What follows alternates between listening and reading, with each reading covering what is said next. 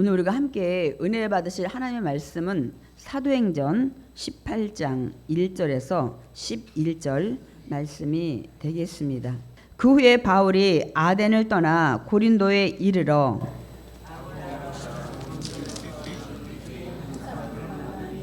클라우디오가 모든 유대인을 명하여 로마에서 떠나 그가 그와 함께 이탈리아로부터 새로 온 자라. 바울이 그들에게 강해 생업이 같으므로 함께 살며 일을 하니 그 생업은 천막을 만드는 것이더라. 안식일마다 바울이 회당에서 강론하고 유대인과 헬라인을 권면하니라. 실라와 디모데가 마게도냐로부터 내려오매 바울이 하나님의 말씀에 붙잡혀 유대인들에게 예수는 그리스도라 밝히 증언하니 그들이 대적하여 비방하거늘 바울이 옷을 털면서 이르되 너희 피가 너희 머리로 돌아갈 것이요 나는 깨끗하니라. 이후에는 이방인에게로 가리라 하고 거기서 옮겨 하나님을 경외하는 디도 유스도라 하는 사람의 집에 들어가니 그 집은 회당 옆이라. 또 회당장 그리스도가 온 지방과 더불어 주를 믿으며 수많은 고린도 사람도 듣고 믿어 침례를 받더라. 밤에 주께서 환상 가운데 바울에게 말씀하시되 두려워하지 말며 침묵하지 말고 말하라. 내가 너와 함께 있음에 어떤 사람도 너를 대적하여 해롭게 할 자가 없을 것이니 이는 이 성중에 내 백성이 많음이라 하시더라. 다 같이 11절 압도가시겠습니다. 1년 6개월을 머물며 그들 가운데서 하나님의 말씀을 가르치니라. 아멘. 오늘 우리가 함께 합독한 이 사도행전 18장 1절에서 11절 말씀을 가지고 우리가 함께 은혜를 나누기를 원합니다. 오늘 우리의 설교 제목 읽어보겠습니다. 두려워하지 말며 침묵하지 말고 말하라. 저 이제 배경에 대해서 우리가 이제 함께 이제 말씀을 나누기 원합니다. 지금 우리가 사도행전 중반을 계속 나가고 있어요. 근데 여러분이 사도행전이 힘든 이유는 지명이 유럽의 이런 지명들이라 여러분 또 생소하고 계속 전도 얘기가 많이 나오고 이러다 보니까 여러분이 많이 힘들어 하는데 제가 늘 얘기했죠. 사도행전을 거쳐야 그 다음 또 로마서부터 나가는 고린도전서 갈라디아서 쭉 하는 여러분이 그 배경을 여러분이 이해를 할 수가 있다고 말씀을 드립니다. 그렇지 않으면 이 사도행전을 거치지 않고 그 교회들 그 많은 편지들이 왜 써졌는지 세워졌고 이런 것들을 여러분 이해하기가 조금 어렵습니다. 그냥 어떤 교회인지 모르고 편지만 그냥 이렇게 전해지는 이런 내용보다는 그 교회가 세워지고 그 교회에서 어떤 문제가 생겼는지 그때마다 바울이 문제에 대해서 해답을 주고 또 권면하고 위로하고 이렇게 하려고 또 격려하는 차원에서 편지들을 이제 보낸 것을 우리가 신약성서의 거의 70%예요.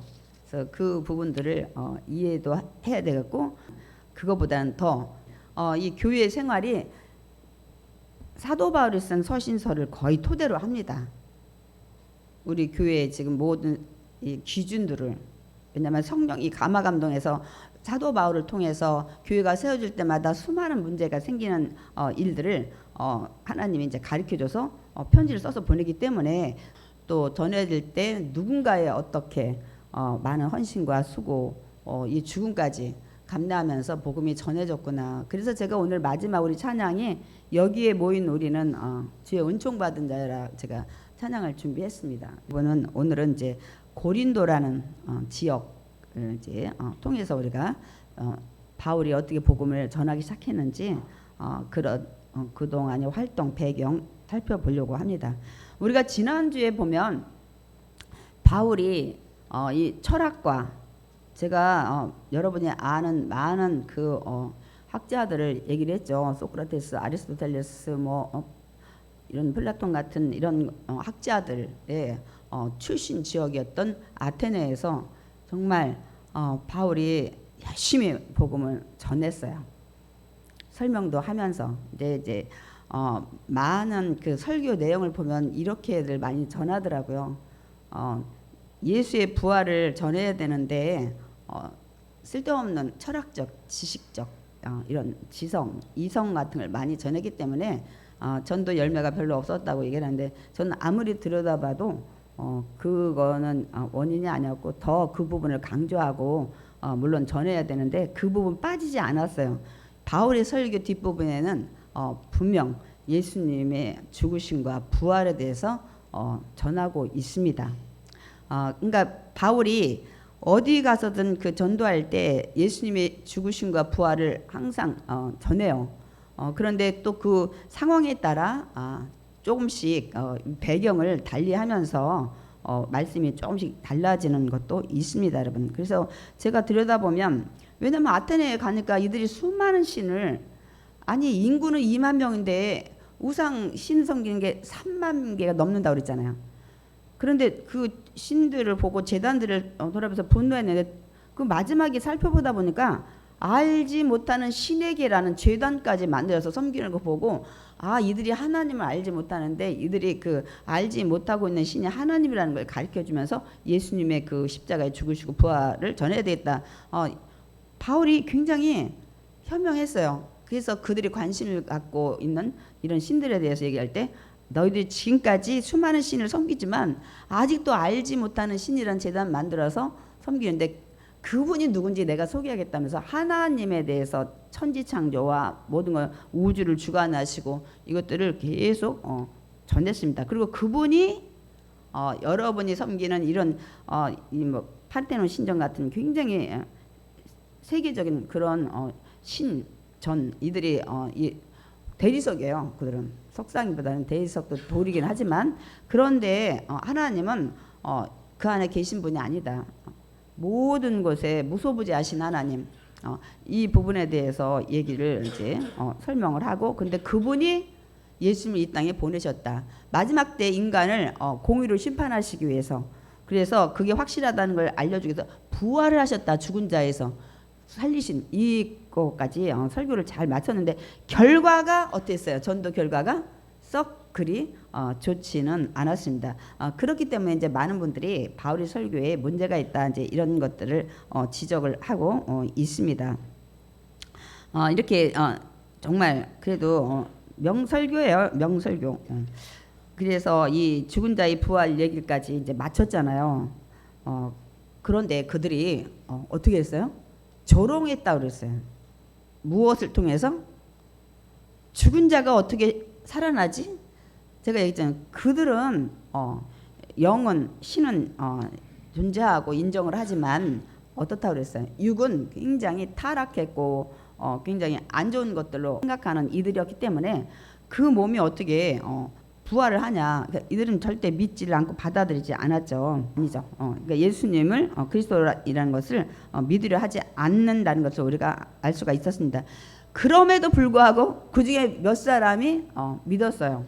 그런데 이제 그렇게 열심히 전했음에도 불구하고 생각보다는 전도 열매가 적었다는 것을 우리가 알 수가 있습니다. 그러니까 바울라는 굉장히 낙심을 한 거예요. 내가 이렇게 아직 실라와 디모데도 도착하지 않은 상태에서 내가 적극적으로 전도를 했는데 열매가 별로 없었기 때문에 굉장히 낙심하고 그 다음에 거기를 떠나죠. 아테네를 떠나서 이제 도착한 지역이 오늘 본문의 고린도 지역에 도착을 하게 됩니다. 그런데 고린도에는 더 전도하기가 까다로운 그런 환경을 가지고 있었어요.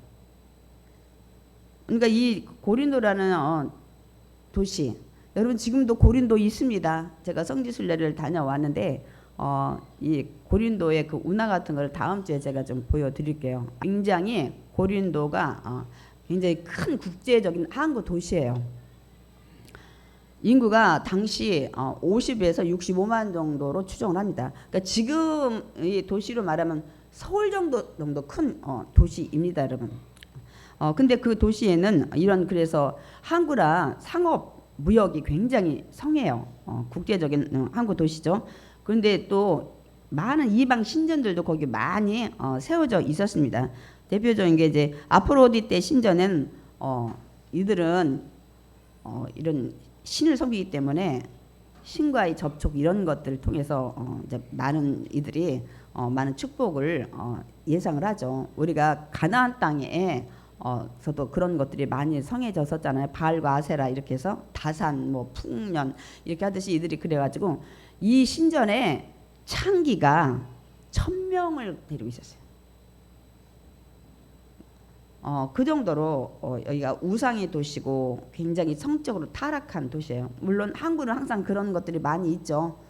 배 타고 나갔다 온 사람들이 이제 돈을 벌고 와서 많은 이제 이런 술집도 많고 이런 것들이 많이 있는데 이 도시의 배경이 이렇습니다, 여러분. 굉장히 정말 전도하기가 더 힘든. 아테네는 너무너무 이성과 지성을 가진 자들이 정말 뭐 따지고 논하는 거에 또 굉장히 이렇게 정말 탁월했던 도시고, 또 이 도시는 와보니까 너무 타락과 우상과 돈밖에 모르는 이런 도시입니다. 근데 제가 참고로 말씀드리는데 이제 이 바울이 전도한 그 도시들 성뿐만 아니라 우리 신약 성경의 27권 중에 고린도에 보낸 고린도 전서 후서 나중에 보낸 편지까지 해서 29장이 되는데 제일 많은 내용을 보내게 돼요. 이런 곳에서 전도한 다음에 열매 맺었을 때 너무너무 많은 문제들이 생겨요. 정말 우리가 제가 지금 다 이제 고린도전서 할 때 나열을 할 건데요. 뭐 우상의 문제뿐만 아니라 헌물의 문제, 목회자의 문제, 뭐 기타, 그리고 여러분 고린도 하면 고린도전서 후서 이런 거 생각하면 뭐 은사, 사랑 이런 거에 대해서 말씀하는 거 여러분 많이 생각을 할 거예요. 뭐 사랑장이다, 뭐 은사장이다 이런 거 여러분 많이 기억을 이제 할 겁니다, 여러분. 이 정도로 그러니까 현란하다고 그래야 되나? 하여튼 이런 도시예요, 여러분. 지금 그런 도시에 왔어요. 그러니까 우리가 전도하다 보면 거기가 막 많이 배운 사람들이 쩍쩍쩍 하는 그런 자리도 있고, 또 전도하다 보면 너무너무 힘들어가지고 생활고에 찌드는 그런 자리도 있고, 그때마다 우리가 또 전도를 많이 하다 보면 그런 그 상황이 다른, 환경이 다른 곳에 우리가 많이 갈 수가 있습니다. 그러니까 지금 바울은 그동안 전도를 잘 해왔는데 이제부터 난관인 거예요. 쩍쩍쩍 하는 이런 지식주의들 있는 철학자 있는 그곳에 갔다가 요번에 오니까 이거 막 향락과 정말 우상과 이루 말할 수 없는 물질 만능주의를 팽배한 이런 곳에 고린도에 이제 도착을 이제 한 겁니다. 이런 곳에 도착했을 때 바울의 심정을 나중에 고린도 전서에 가면 기록을 하고 있어요. 그래서 제가 미리 좀 읽어보려고 합니다. 이런 고린도에 도착했던 바울의 심정이 고린도 전서, 그러니까 미리 먼저 보낸 편지에 기록되어 있는데, 고린도 전서 2장 3절 우리가 함께 읽어보겠습니다. 내가 너희 가운데 거할 때 약하고 두려워하고 심히 떨었노라. 이게 지금 고린도에 보낸 바울의 편지예요. 나 있잖아, 고린도 너희 가운데 거기 있을 때 너무너무 약하고 두려워하고 심히 떨고 있었다. 난 솔직한 것 같아요. 고린도에 보내는 편지에 나 그쪽에 있을 때 내 마음이 이랬어 하고 바울이 자기의 마음을 나타내는 내용입니다.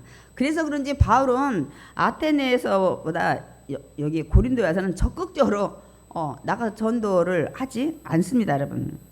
그러니까 여러 가지 조건이 있어요. 그렇게 낙심돼서 왔는데 빨리 보내라고 한 실라와 디모데 일행도 도착도 안 했고, 당장 머물 것도 없고 처음 온 곳이니까, 그리고 당장 먹고 살아야 될 거 아니에요.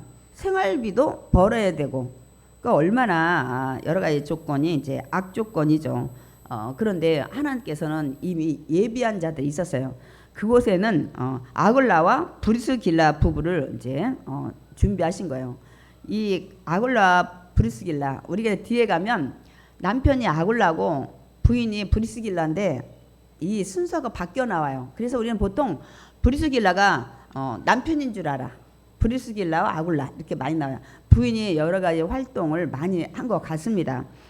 여기 준비하셨는데 이 남편은 아굴라는 이 소아시아, 이 튀르키예, 터키 쪽의 그 본도의 출생이고, 이 아내 브리스길라는 이탈리아, 여기 이제 성경 이달리아라고 하는데 로마의 거기 출신입니다. 이제 거기서 결혼을 해서 아마 사업을 하고 있지 않았을까 그래요. 이들이 이 생업이어서 나오거든요.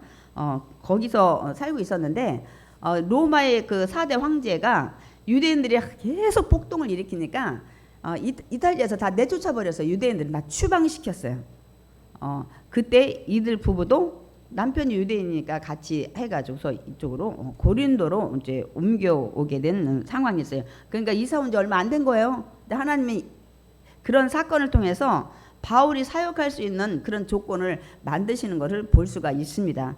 그래서 하나님은 우리는 알지 못하지만 여러분이 정말 의로운 길, 믿음의 길에 선하게 가려고 하는 데는 미리미리 다 준비하신 야훼 이레신 줄 믿습니다. 아멘. 조건이 있어요. 여러분 선하고 믿음 안에 하나님께 영광 돌리고 하나님 위해서 살려고 하는 그런 자리에는 하나님은 다 준비를 하십니다. 그래서 얼마 전에 도착한 거예요. 그러니까 우리가 볼 때는 바울이 도착할 걸 알고 하나님 보내신 것 같은 보내셨죠.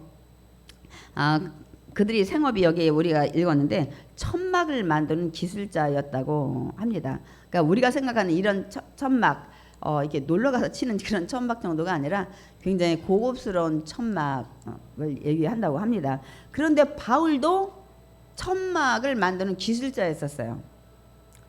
왜냐하면 유대인들은 탈무드 같은 데 보면 우리가 거기서 통해서 알 수가 있는데 아이들이 태어나면 기술을 무조건 한 가지씩 가르쳐. 확실히 지혜로운 것 같아.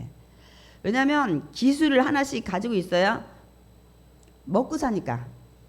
그리고 네가 학문을 하면 학문, 예술이면 예술 이런 쪽으로 할 수 있도록. 그래서 여차하면 생활고에 시달릴 때 무언가가 할 수 있는 무언가를 기술을 가지고 있기 때문에. 근데 지금은 점점 우리나라도 변하는 것 같아. 학문보다는 기술자가 더 점점 월급이 많아지고 점점 그러는 것 같아요. 나 만나보니까 하는 일이 같아. 그리고 얼마 전에 그 클라우디오 그 황제가 다 내쫓아 버려서 사람들이 어디 가서 살까 하니까 고린도가 제일 상업 뭐 무역 사람들 많지 뭐 살기 좋지 돈 벌기 좋지 그러니까 여기 많이 몰려왔는데 여러분 얼마나 천막이 잘 나가 장사가 잘 된 거지. 그래가지고 평일날은 같이 천막을 만들어서 팔고 안식일에는 바울은 회당에 가서 복음을 전했다고 말씀하고 있습니다. 그런데 이 학자들에 의하면 이 아굴라와 브리스길라는 미리 예수를 믿고 있었다고 추정을 합니다. 왜냐하면 로마에 아직 복음이 전해지지 않았지만 오순절 마가다락방 있을 때 많은 사람들이 유대인들이 와서 그래서 유월절 지키기 왔다가 그날 이들이 성령 받는 걸 보고 돌아간 그들 중에 통해서 복음이 전해지지 않았을까 그렇게 추정들을 지금 하고 있습니다, 여러분. 근데 얼마 후에 이렇게 이제 바울이 살고 있는데 드디어 마게도냐에 있던 실라와 디모데가 도착을 합니다. 그러니까 거기는 성도들이 잘 지내고 있다는 그런 안부와 함께 이들이 이제 도착을 드디어 이제 한 거죠. 그러니까 이제 낙심에 두려움에 소극적인 이런 이제 바울이 용기를 갖고 다시 유대인들한테 적극적으로 복음을 전합니다. 그 말씀이 사도행전 18장 5절에 기록되어 있습니다. 함께 읽어보겠습니다. 실라와 디모데가 마게도냐로부터 내려오매 바울이 하나님의 말씀에 붙잡혀 유대인들에게 예수는 그리스도라 밝히 증언하니. 뭐냐면 바울이 이제 실라와 디모데가 왔고 든든하잖아. 이제는 내가 돈 버는데 전념 안 해도 돼요. 근데 이게 참 힘든 일이에요. 요즘에 유행하는 게 이 목회자들이 생활고가 너무 힘드니까 이런 커피바는 커피숍과 함께 더불어서 평일날은 장사하고 주일날은 잠깐 그 자리를 비워서 예배드리는 이런 것들이 사실 좀 성행을 하고 있어요. 근데 저는 반대를 합니다. 제가 목회자를 하다 보니까 평일날 그렇게 장사하고 주일만 예배드리고 이렇게 하는 거는 목회자로서 많이 힘들 것 같아요. 말씀 연구하고 기도하고 해야 되는데 그게 저 같은 경우는 제가 보니까 불가능할 것 같아요. 목회자가 투잡, 쓰리잡을 한다? 쉽지 않을 것 같아요. 왜냐하면 부교육자로 있었을 때도 굉장히 이제 다른 업무적으로 많이 바쁘긴 했지만 이 진짜 말씀을 대언하는 담임 목회자가 된다는 것은 많은 기도와 말씀 연구가 있지 않으면 쉽지 않을 것 같은데 평일날 제가 늘 일했다 밤늦게까지 그리고 모르겠어요. 토요일날 말씀을 준비하는지는 모르겠지만 저는 고면하지 않습니다. 제가 해보니까 그래요. 그런데 이 바울도 평일날은 천막졌잖아요. 그러니까 이제 실라와 디모데가 왔으니까 이제 그런 생활고는 이제 이만큼 나눠졌잖아요. 그러니까 더 말씀을 이제 적극적으로 전하는 거죠. 근데 여기 보니까 바울이 하나님의 말씀에 붙잡혀라고 그랬어요. 이게 뭐냐면 이 얘기는 말씀을 전하는 일에 이제 온전히 그 일에만 힘썼다고 말씀하고 있습니다. 그게 더 열심히 이제 복음을 전한 거잖아요. 그런데 이제 유대인들의 반응이 중요한 거예요. 우리가 전도했으면 상대방이 중요한 게 아니야. 얼마큼 받았는지 뭐 또 믿게 됐는지. 근데 예수가 그리스도라고 전하는 것을 이제 그런데 이들의 반응은 대적했다 그랬어요. 그러니까 맞서서 막 싸웠어요. 또 비방했대요.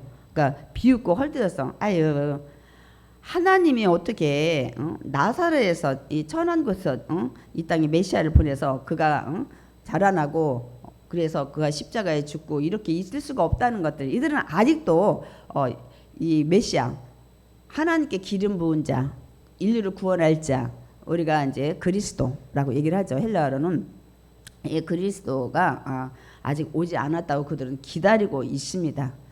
그러나 지금 점차 하나님의 로마서 11장처럼 이방인들에게도 복음이 전해지고 유대인들에게도 서서히 지금은 예수님을 믿게 되는 이런 복음 확장이 이루어지고 있다는 사실을 제가 메시안 역주라고 얘기했죠. 이들이 이제 기독교를 믿게 되는 일들이 지금 많이 일어나고 있습니다. 근데 하나님께서 마지막 때라고 그렇게 말씀하셨기에 우리가 그거는 좀 기억을 좀 해야 될 것 같습니다.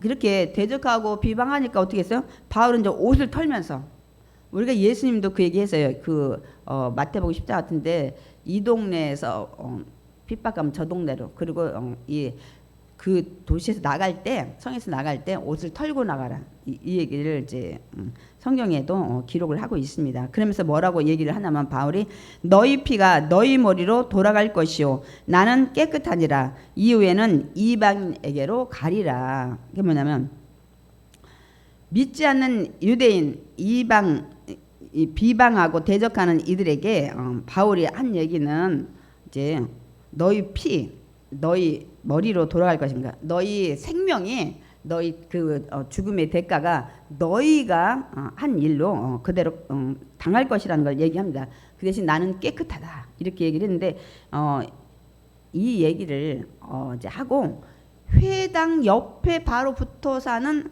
여기 보면 성경에 디도 유스도의 집이라 했어요. 그러니까 이들은 이제 헬라인인 것 같아요. 가리라고 이제 얘기하고 이 집으로 갑니다. 여기 보면 하나님을 경외하는 자라고 했어요. 그러니까 하나님을 믿는 자. 그러니까 내가 이제는 나 이제 이방인한테 가서만 전할 거야. 내 동족한테 이제 복음을 전하는 걸 난 이제 스톱할 거야. 이렇게 하고 이제 바울이 간 것을 알 수가 있습니다. 그러니까 여기서 이제 바울이 옷을 털어서라는 것들을 어제 우리가 마태복음 10장에 제자들에게 예수님 하신 말씀을 좀 읽어보겠습니다. 누구든지 너희를 영접하지도 아니하고 너희 말을 듣지도 아니하거든 그 집이나 성에서 나가 너희 발이 먼지를 떨어 버리라. 내가 진실로 너희에게 이르노니 심판날에 소돔과 고모라 땅이 그 성보다 견디기 쉬우리라. 이게 뭐냐면 복음을 전했는데 계속 이렇게 비방까지 하고 비난하고 이렇게 하면 발에 먼지를 떨어버리라는 게 어떤 상징적인 거예요. 뭔 거예요? 너희들은 이제 하나님과 관계가 없는 자들이야. 다시 말씀드리면 구원받지 못할 자들이야 하는 거를 그거를 보여주라는 거예요. 행위로. 그런데 우리가 뒤에 보면 심판날에 소돔과 고모라 땅에 얼마나 동성애나 이런 것들이 난무했어요. 지금도 요즘도 뭐 재판에 이 동성끼리 사는 사람들의 이 부부 간에 건강보험 같은 혜택을 줘야 된다 이런 것들이 판결이 나가지고 요새 지금 많은 이슈가 되고 있죠. 그럼 한 단계 더 나가지 않을까 이제 이렇게 생각들을 하고 염려하고 있습니다. 근데 저 도시가 소돔과 고모라 땅이 얼마나 음란했어요. 근데 그 땅이 결국 유황불에 다 멸망했잖아요. 아니 근데 지금 예수님의 그 복음을 전하는데 듣지 않는 그들 그 성보다 더 징계를 받을 거라는 거예요. 이유가 뭘까요? 제가 이거 분명히 말씀드렸어요. 그리고 지난주에도 중요한 말씀을 드렸어요. 왜 그럴까요? 얘들이 유대인들이 굉장히 이거 깨끗하잖아요. 거룩하려고 애쓰는잖아요. 동성애 이런 게 아닌데 왜 더 징벌을 받는다고 얘기를 한 걸까요? 우리가 지난주인가 전주인가 얘기 들었어요. 이유는 이미 복음이 전해진 다음부터는 우리가 지난주 얘기했죠. 너희들이 전에는 하나님을 모르고 예수님을 모르기 때문에 너희들이 우상을 그렇게 막 3만 개씩 섬겨도 하나님이 간과하셔서 그냥 눈을 감으셨지만 이제는 다르다. 예수님이 이 땅에 오셔서 십자가에 죽으시고 부활하고 그 복음이 이제 전해졌기 때문에 이제 들었기 때문에 이제부터는 하나님이 그냥 지나치지 않는다고 말씀을 하신 거예요. 그러니까 여기도 마찬가지예요. 전했는데 안 들었으면 이제는 듣지 않았을 때. 그래서 제가 언제가 했죠. 그러면 우리는 그러면 내가 아프리카에 사는데 나 복음 들어본 적이 없는데 그 사람은 무조건 지옥 가요?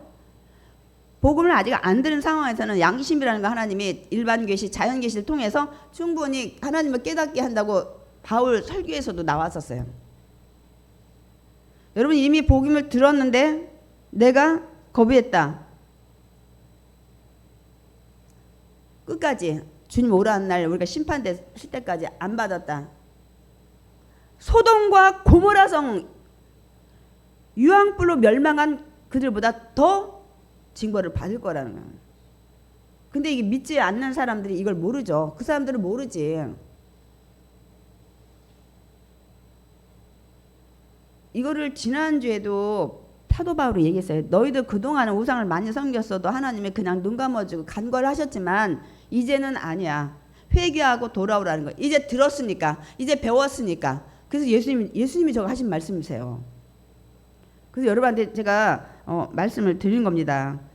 그렇기 때문에 복음 들은 여러분 가족이나 이웃이나 친척한테 계속 전도를 할 뿐만 아니라 기도하셔야 돼. 그들은 이미 복음 들었어. 여러분 통해서. 그래 안 그래요? 들었을 거 아니요. 그렇게 듣고도 예수를 믿지 않고 구원받지 못하면 소돔과 고모라 성보다 더 견디기 어려운 이런 징벌을 받을 거라고 말씀을 하고 있습니다. 그러니까 털어버린 너는 이제는 하나님과 관계가 없다는 것을 그들에게 알려주라는 거예요. 그런데 여기 또 어려운 얘기를 하겠죠. 너희 피가 너희 머리로 돌아갈 것이요 나는 깨끗하니라. 너희들의 영혼이 이제는 멸망해서 지옥 가는 이 모든 그런 피값, 사망의 그런 값들을 이제 너희들이 받을 거야. 그 대신 난 깨끗해. 이 얘기가 너무 어떻게 보면 이기적인 것 같은, 앞에 말은 너무너무 막 무섭고 굉장히 막 강경한 말 같은데 또 뒤에는 미꾸라지처럼 자기는 나는 근데 깨끗해 이렇게 하는 얘기로 잘못하면 오해를 해요. 그래서 제가 에스겔서 말씀을 준비했어요. 원래 3장도 있고 33장도 있고 여기저기 좀 말씀이 있습니다. 그냥 제가 에스겔서 3장만 좀 준비했습니다. 19절 읽겠습니다. 내가 악인을 깨우치되 그가 그의 악한 마음과 악한 행위에서 돌이키지 아니하면 그는 그의 죄악 중에서 죽으려니와 너는 내 생명을 보존하리라. 예, 말씀 잠깐 띄워주시고 내가 에스겔한테 그래 네가 하나님을 전해서 회개하고 돌아오라고 이게 깨우치고 이렇게 돌이키지 않냐면 그는 그들의 죄악 중에서 그냥 하나님께 돌아오지 않는 죄악 중에서 죽어서 지옥 가겠지만 너는 전했기 때문에 아까 바울이 나는 깨끗한 것처럼 너는 책임이 없다는 거예요. 근데 제가 지금 앞에 말씀 뒤에 말씀을 다 준비를 안 했어요. 길어서. 근데 이 얘기를 하고 있어요. 네가 전했는데 그가 믿지 않으면 그 피값을 너한테 찾지 않겠지만 네가 그가 악한 길 가는데 깨우치지도 않고 전하지도 않고 그러면 그 사람은 지옥 가지만 그 피값도 너도 어떤 책임이 있다는 거예요. 무서운 말씀이에요. 물론 에스겔 선지자이기 때문에 이 얘기를 했죠. 근데 지금 바울도 복음 전도자잖아요. 나 하나님이 전하라고 해서 내가 전했는데 난 전했다. 너희들이 받지 않았어. 너희들 피값, 너희들의 그 아까 징벌은 너희들이 받아. 나는 전했으니까 깨끗해. 나하고는 상관이 없어 이제. 이 얘기를 한 거예요. 무서운 얘기입니다, 여러분. 근데 우리가 이런 말씀을 좀 알고 있어야 되는데 너무 우리가 그 말씀에 대해서 좋은 것들을 많이 들었는데 이런 부분에 대해서 우리가 생각해 본 적도 없고 우리가 이런 묵상을 하지 않아서 이런 말씀이 있는지조차도 알지 못하는 게 참 제가 목회자 입장에서는 안타깝습니다. 그나마 너무 감사한 게 이렇게 쭉 빼지 않고 나가다 보니까 이런 말씀도 우리가 섭렵할 수 있는 건 또한 저는 감사를 드립니다. 이렇게 적극적으로 전했는데 이들은 막 비방하고 막 대적하고 이렇게 해서 바울이 결국은 옷도 털고 너희 피는 너희 머리로 돌아갈 것이라고 하고 이런 얘기까지 했음에도 불구하고 이제는 전도의 열매가 근데 맺히긴 맺혔어요. 여기 보면 유대인 회당장인 그리스보, 유대인 회당을 지키는 회당장이 그리스보가 온 집안 식구들과 함께 예수를 믿었대요. 구원받고 더 나가서 또 수많은 고린도 사람들도 바울이 전한 복음을 듣고 믿어 침례까지 받았다고 말씀하고 있습니다, 여러분. 복음을 듣고 이게 중요해요. 이제 바울이 그 로마에 보내는 편지에 이 얘기를 하고 있습니다. 그러니까 여러분 우리가 믿음은 어떻다고요? 믿음은 어떻게 생겨요? 믿음은 들음으로 들어야 돼. 복음에 대한 들어야 돼요. 근데 우리가 믿음은 들음으로 난다는데 뒷얘기가 빠지면 안 돼요. 들음은 그 말씀은 그리스도의 말씀으로 말미암느니라. 하나님이 이 땅에 메시아를 그리스도를 보내서 십자가에 죽으시고 부활했다는 그걸 듣고 내가 죄인이다 회개하고 그 다음에 예수님을 영접해서 나의 구원자이십니다 하고 믿고 고백할 때 믿음이 생기는 거예요. 그렇지 않으면 절대로 구원받는 믿음은 생기지 않아요, 여러분. 그래서 예수님의 십자가의 죽음과 부활을 반드시 전해야 돼요. 반드시 전해야 돼. 그 사람 구원 받게 하는 건 너는 죄인이야. 이걸 이제 설명하려면 이제 아담과 하와부터 쭉 나오겠지만, 그래서 하나님이 이 땅에 너를 구원하시기 위해서 이 땅에 인간의 형상으로 오셨어. 빌립보서도 또 우리 가야 되고 예수님을 그래서 믿어서 네가 나는 죄인이다 고백하고 받아들이고 회개하면 너는 이제 네 죽었던 영이 살고 하나님 자녀로 다시 신분이 우리가 바뀌는 거야. 여기까지 해줘서 여러분이 정말 그걸 믿고 그 다음에 입으로 시인하고 더 나가서 나는 입으로만은 안 돼. 나는 의식적으로 할 거야. 침례까지 가는 예수님과 함께 내가 죽어야 되는데 예수님 십자가에 죽었으니까 나도 그거를 함께 죽었다는 그 의식을 하는 게 침례식입니다, 여러분. 여기까지 한 사람들이 이제 생겨났어요. 그러니까 여러분 믿음은 말씀을 들어야만 생깁니다. 기적은 감동을 줘요. 그러니까 믿음을 갖기 위한 전초에 굉장히 큰 역할은 해요. 마음을 열게 기적은. 누가 여기서 암 환자를 낫게 했다. 그러면 일단은 마음이 열려요. 그 다음에 당신도 믿어야 됩니다 하면은 더 쉽게 믿게 되는 그건 있습니다. 그러나 기적이 여러분 믿음을 갖게 하진 않아요. 감동으로 끝나버려요, 여러분. 믿음이 더 성장하기 위해서도 말씀을 많이 들어야 돼요. 우리가 믿음 갖기 위해서도 말씀을 들어야 되지만 믿음이 성장하기 위해서도 말씀을 들어야 합니다. 내 기도와 내 문제의 모든 것들 하나님이 나와 더 함께 하시고 가까이 하시려면 믿음이 성장해야 돼요. 믿음이 그냥 초신자처럼 예수 믿고 구원받은 이 믿음에서 계속 있으면 여러분이 기도를 아무리 해도 하나님과의 관계가 원만치 않기 때문에 믿음이 클수록 여러분의 큰 축복이 임한 줄 믿습니다. 기적이 임한 줄 믿습니다. 아멘. 그래서 여러분들도 믿음이 성장하기 위해서 말씀을 많이 읽고 들어야 돼요. 제가 단톡방에도 올려드렸잖아요.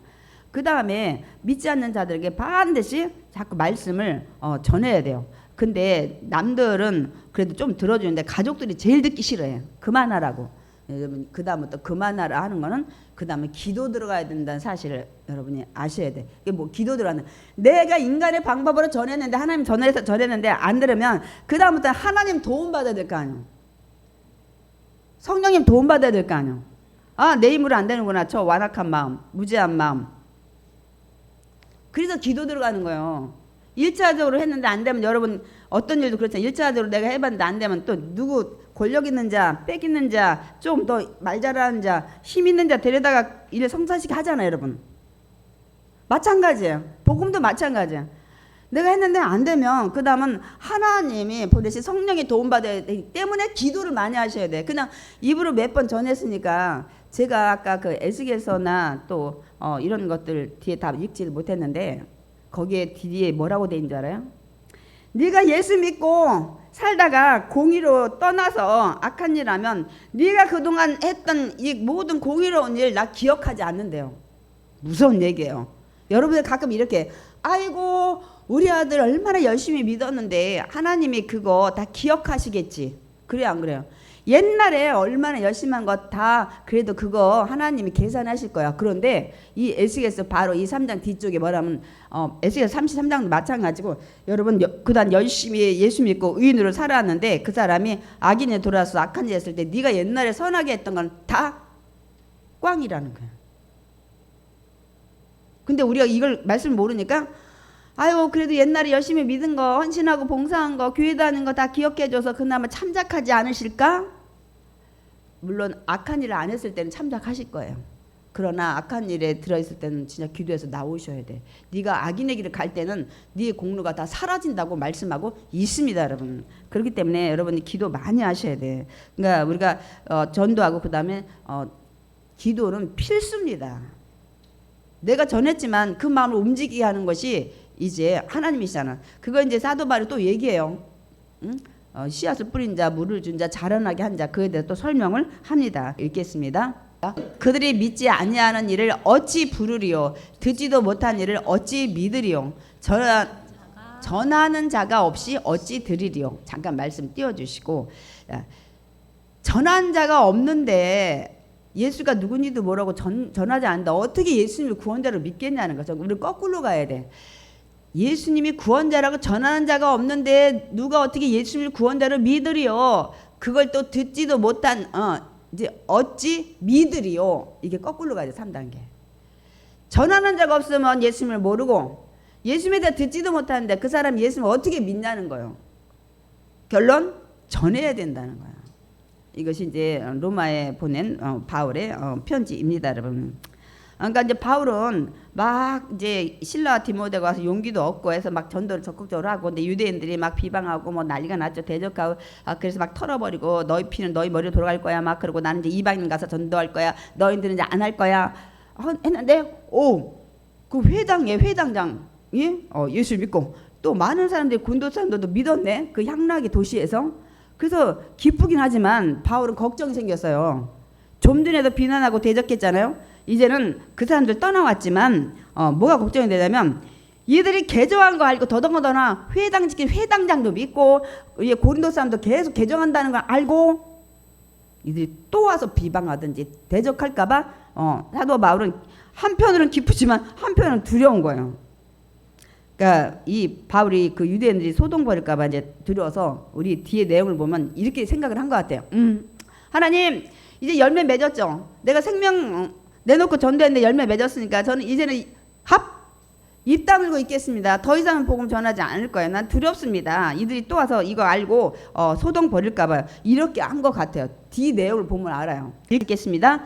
밤에 주께서 환상 가운데 바울에게 말씀하시되 두려워하지 말며 침묵하지 말고 말하라. 내가 너와 함께 있음에 어떤 사람도 너를 대적하여 해롭게 할 자가 없을 것이니 이는 이 성 중에 내 백성이 많음이라 하시더라. 잠깐 오늘 말씀 보겠습니다.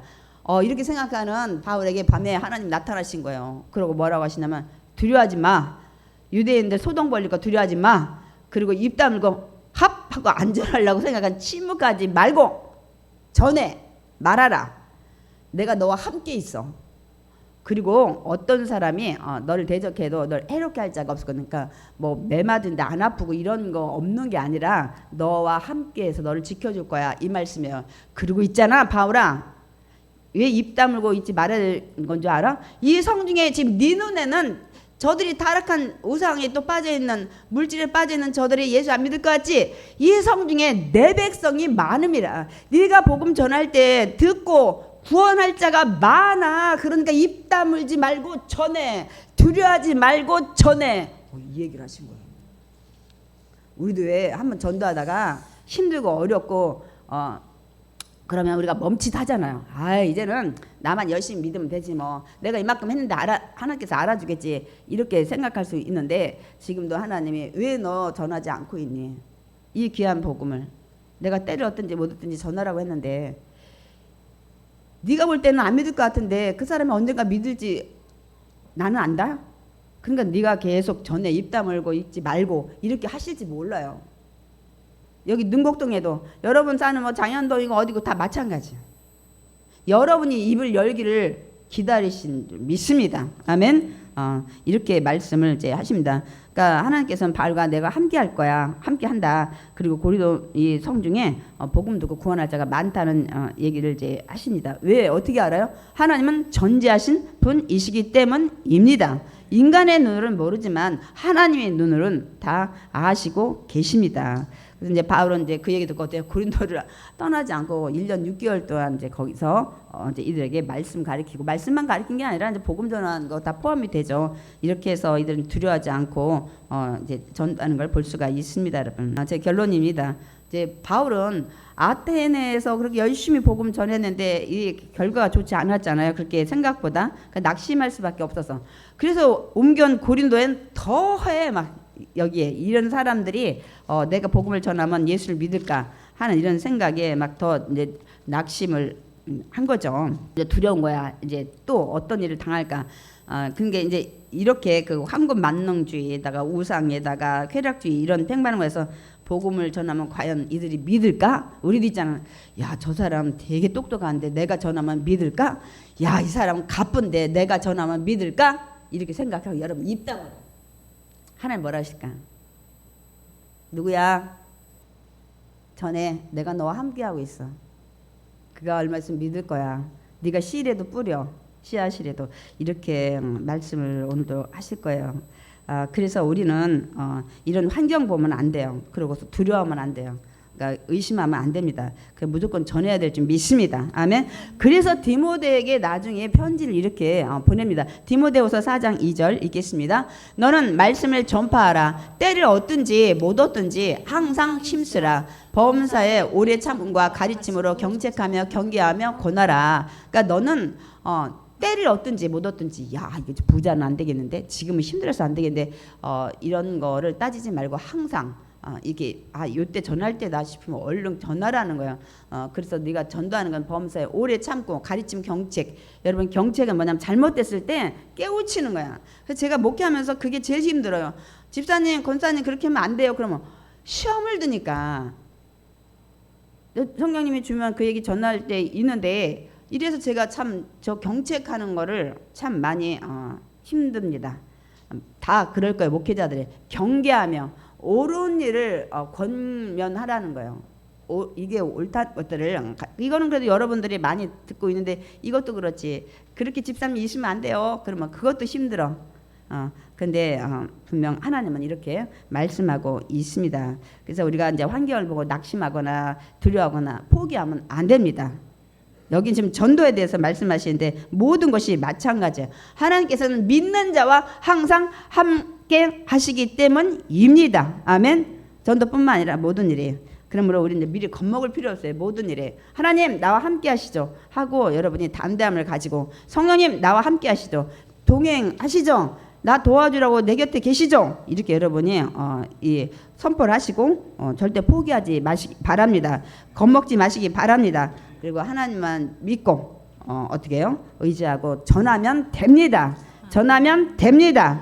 모든 일도 그렇게 하면 됩니다. 아멘.